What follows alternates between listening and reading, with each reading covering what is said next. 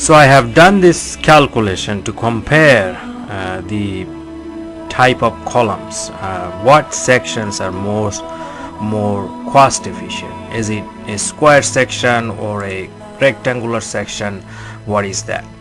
So I am comparing these three standard section. You can buy this from any timber place like Lowe's, Home Depot, anywhere. You can buy a 2x10, you can buy a 3x6 section, you can also buy a 4x4.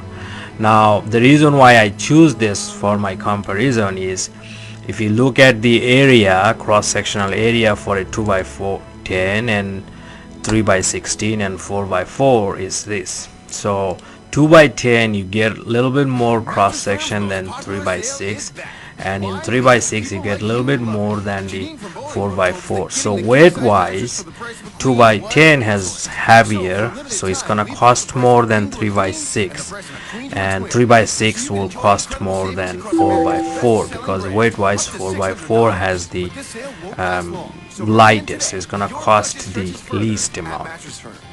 Now the length I have used 8. Now I'm gonna change this effective length of the column, let's say 10. Let's just first talk about 8 feet length. If it's 8 feet length, you can see that the K by D, if it's pin connected column, then it's more than 50.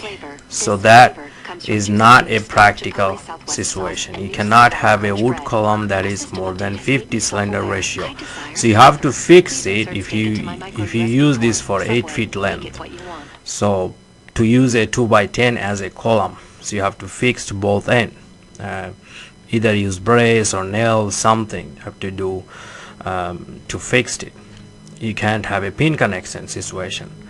Now if I change it to a little bit more, let's say 10. If I do 10, even with fixed, you cannot use a 2x10. Now 3x6 is going towards the crossing the limit of the wood column. Let's use 12. Now you can see that if you use 12, 2x10 is out of question. It's 2 cylinder.